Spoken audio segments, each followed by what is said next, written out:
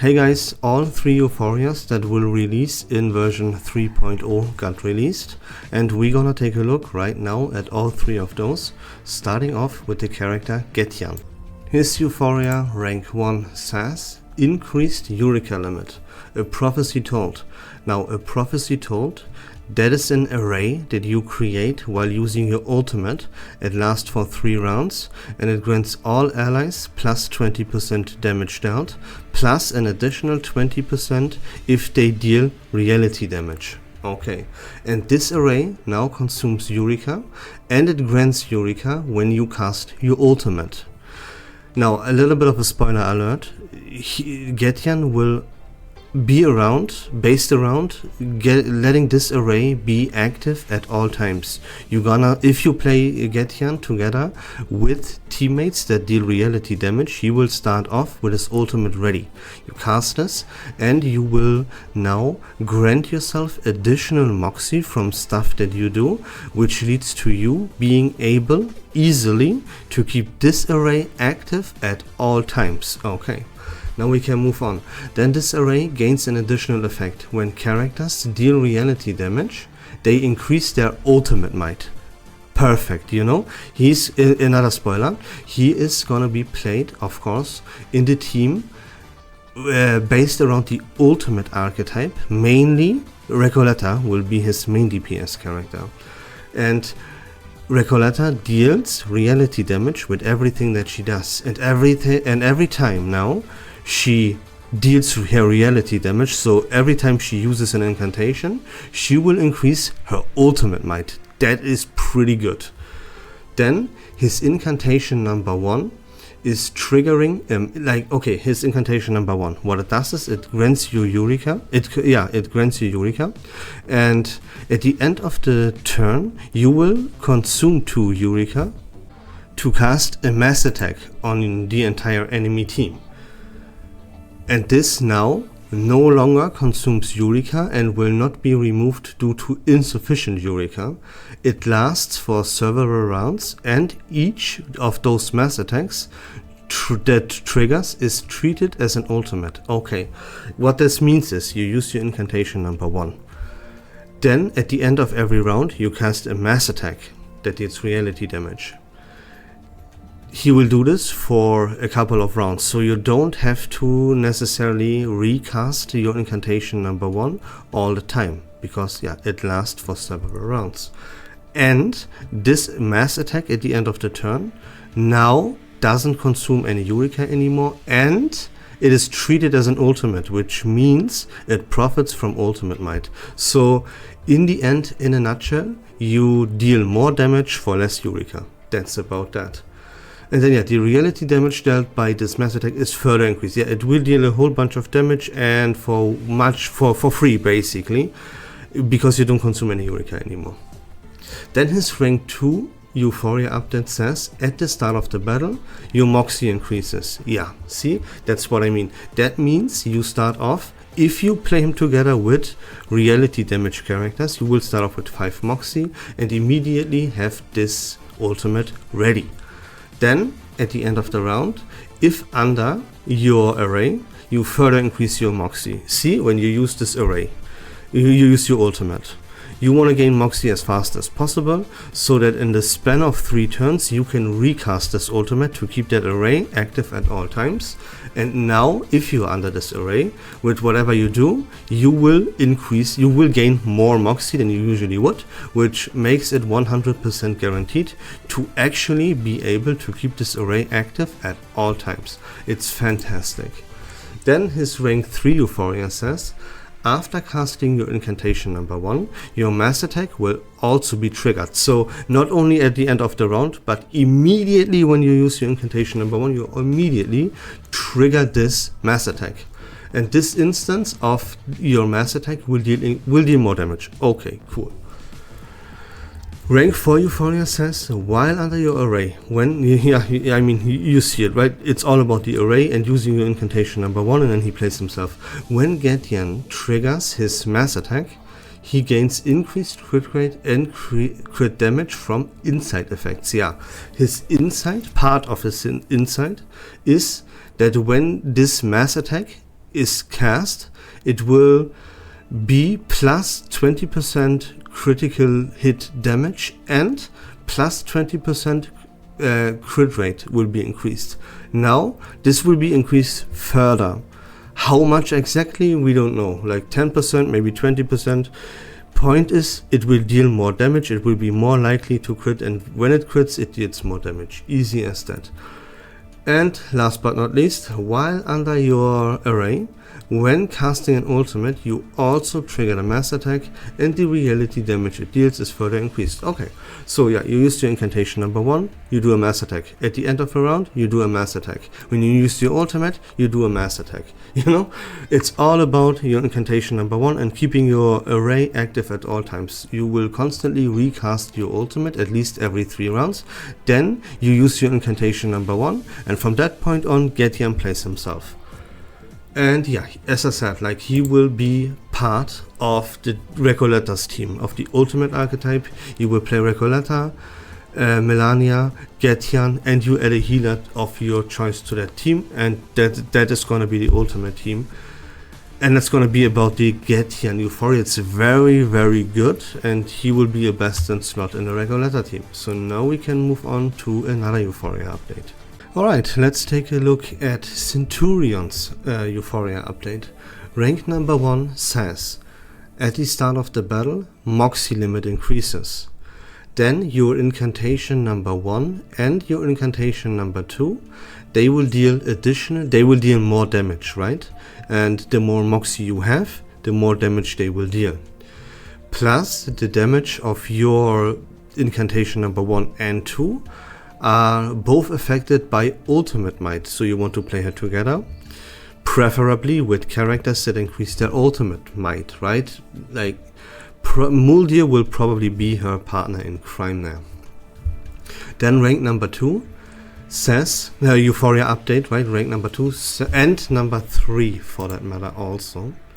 Those two say that your incantation number 1 and your incantation number 2 now do that. If Moxie is below a certain threshold, you increase your Moxie.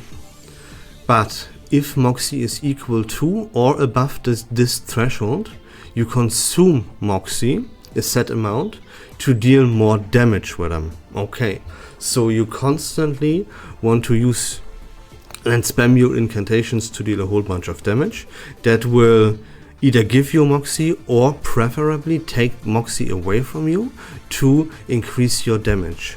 And now her rank number 4 makes this possible because your ultimate does not consume Moxie anymore. It's free. And after using an ultimate, you enter a status called Heavenly Feast. This status says that for several rounds, ultimate cannot be gained. Casting your incantation number 1 or number 2 does not consume Moxie. Very, very, very good. Then both crit rate and crit damage are increased. Moxie is cleared when the status ends. Okay, so very simple. Ultimate does not consume Moxie. You want to get your hands onto this ultimate still as fast as possible and activate it so that now your incantation number 1 and 2, they don't consume any Moxie anymore, and they deal more damage because they have crit rate and crit damage increased. So very, very simple, very straightforward. Like, all you do is you use your ultimate once and then you go nuts and spam your incantation number 1 and number 2 as much as you possibly can. Then yeah, the only thing to say about this is, again, like, you would want to, but don't necessarily have to, but it would be very, very beneficial to play Centurion together with a character that increases your ultimate might, and the best choice there would be Muldir. And that's really all about it, right? Now what about this Euphoria? Now, first of all, this is obviously very, very great synergy with the Getian Euphoria update. Because remember, whenever a character deals reality damage, which Centurion does, they increase their ultimate might. And Centurion's incantations, they profit from that ultimate might. While Getian is very, very AP friendly and he pretty much doesn't use up any AP, Centurion is very AP heavy, so these two go very well together. You can play Centurion as the main DPS, with Getian as the sub DPS, and then add Muldir as a support and go and add a healer of your choice to the team, and this will be a very good and very solid team. So it is not something completely spectacular.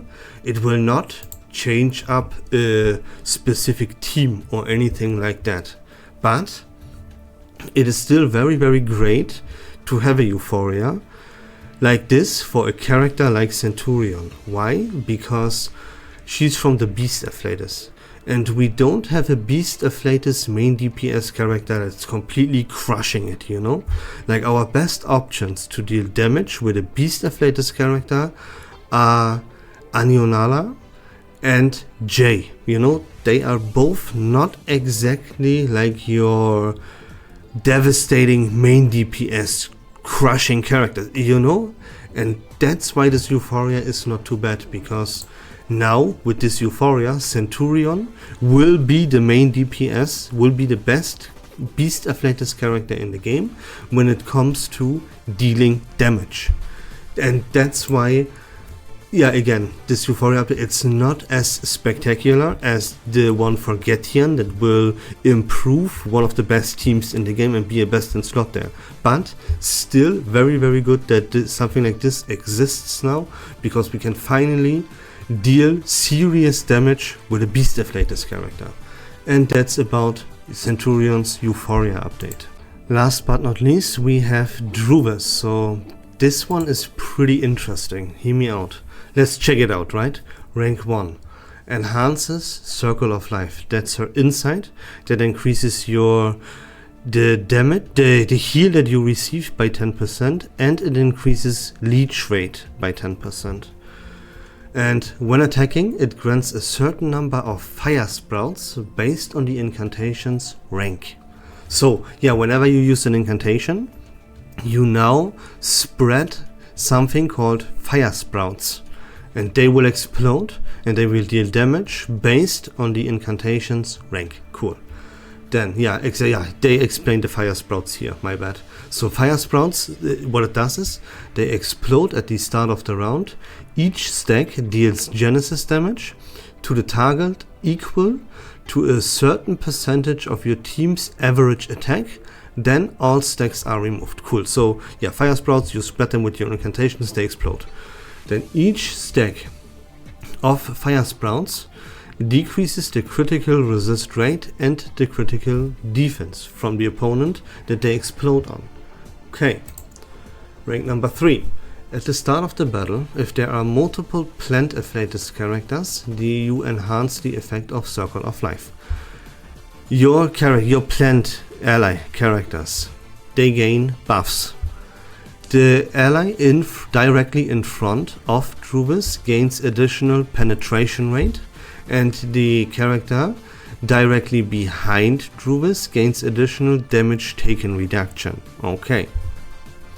Rank number 4 says, at the start of the battle, if there are multiple Plant Afflatus characters, enhance the effect of Circle of Life. When fire sprouts, so the buffs that your plant characters gain, they will be increased, right? They gain more penetration rate, they gain more damage taken reduction, and so on and so forth. Then, when fire sprouts explode, each stack increases damage bonus for allies. Okay. So all of this it's a little bit of support for plant characters specifically, and whenever you do use an incantation, so it's AP heavy, you will spread these fire sprouts and they will explode and deal a little bit of Genesis damage, right? And yeah, you decrease the critical resist rate, but like overall, the point that I'm trying to get across here is that is very underwhelming. For her second Euphoria update, this sounds like absolute shit, okay? But she spreads fire sprouts. And now let me show you a picture. This one right here. This is Charon. This is a character that we that will be released in version 3.0, in the version that Druvis gets this Euphoria update. He is from the Spirit Afflatus, so he's not even a plant type character, right? But if you look at this picture, you will notice that there are red flowers. Fire sprouts? So maybe this is just speculation based on a picture. Okay, so take it with a grain of salt. It might be the case that while this Druvis Euphoria, if you read it right now, sounds like shit, but it could be the case that it becomes much better because she will synergize with this new character Charon on a very strong level, you know? Like, what if this character Charon here also has great synergy with these fire sprouts? Maybe he needs these fire sprouts to actually work. He's from the Spirit Afflatus. Okay, maybe he has like an insight that says while he is from the Spirit Afflatus, he will be treated as a plant Afflatus. You know, something like that. It would make a whole bunch of sense speculating this, because you see, there is something going on with red plants here, with these red flowers, and Druvis has fire sprouts, you know?